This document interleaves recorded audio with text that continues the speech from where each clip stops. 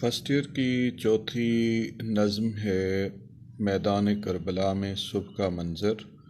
اس کے شاعر میر انیس ہیں اور پہلا بند ہے ٹھنڈی ہوا میں سبزۂ صحرا کی وہ لہک، شرمائے جس سے اطلس زنگاری فلک، وہ جھومنا درختوں کا پھولوں کی وہ مہک، ہر برگ گل پہ قطرہ شبنم کی وہ جھلک۔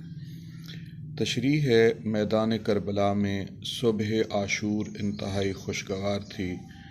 ٹھنڈی ہوا یعنی باد نسیم چل رہی تھی جس میں صحرا میں اگی ہوئی گھاس لہلہا رہی تھی۔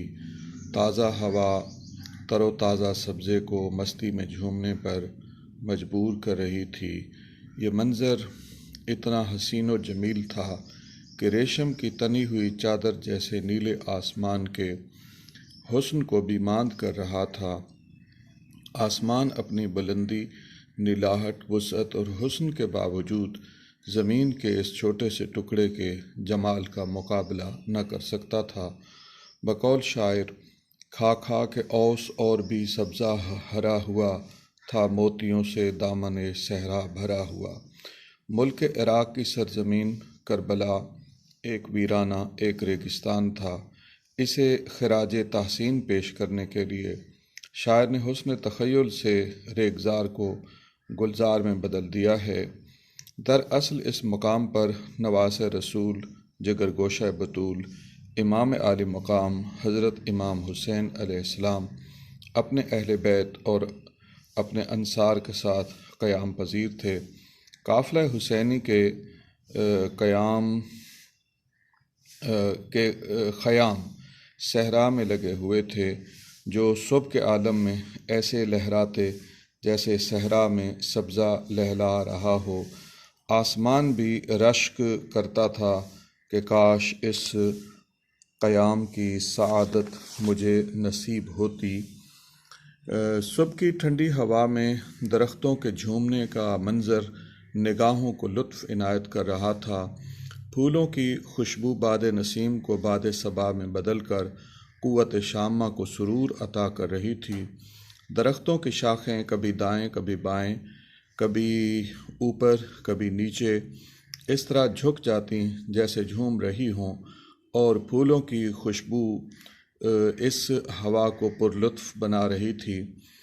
پھولوں کی پتیوں پر اوس کی بوندیں اپنی چمک سے عجب نظارے دکھا رہی تھیں۔ بقول شاعر، فضا ہو رہی تھی حسین و معطر، چمکتے تھے ہر سمت شبنم کے گوہر۔ حضرت امام حسین علیہ السلام اور آپ کے انصار مصروف عبادت تھے، کوئی قیام میں، کوئی رکوع میں تو کوئی بارگاہ الہی میں سجدہ ریز تھا۔ قافلہ حسینی میں شامل بچے اپنے وجود سے دلوں کو تر و تازگی بخش رہے تھے۔ ہر آنکھ خوف خدا سے اشک بار تھی اور آنے والے مصائب کا اندازہ لگا کر غم میں مبتلا تھی، مگر یہ قافلہ حریت مقدس آنسو بہا کر فتح مبین کی دعا مانگ رہا تھا اور ذبح عظیم کے مقام پر فائز ہونے کی التجا اپنے رب سے کر رہا تھا۔ اسی بند کا تیسرا شعر ہے، ہیرے خجل تھے گوہر یکتا نثار تھے، پتے بھی ہر شجر کے جواہر نگار تھے۔ صبح عاشور عجب رنگ میں طلوع ہوئی، درختوں کے پتے سرسبز تھے، ان پر شبنم کے قطرے پڑے ہوئے تھے۔ جب سورج طلوع ہوا تو اس کی کرنیں ان قطروں پر پڑیں، شبنم کے قطرے چمکنے لگے۔ یہ چمک دمک اتنی سہانی تھی کہ قیمتی و بے مثال ہیرے موتی بھی ان کے حسن کا مقابلہ نہ کر سکتے تھے۔ ہیرے موتیوں کی چمک اوس کی ان بوندوں کے مقابلے میں ماند پڑ گئی تھی۔ پس منظر میں پتوں کی سبز رنگت تھی، ان پر پانی کے سفید چمکیلے قطرے عجب نظارہ پیش کر رہے تھے۔ میدان کربلا میں فطرت اپنے پورے جوبن پر تھی۔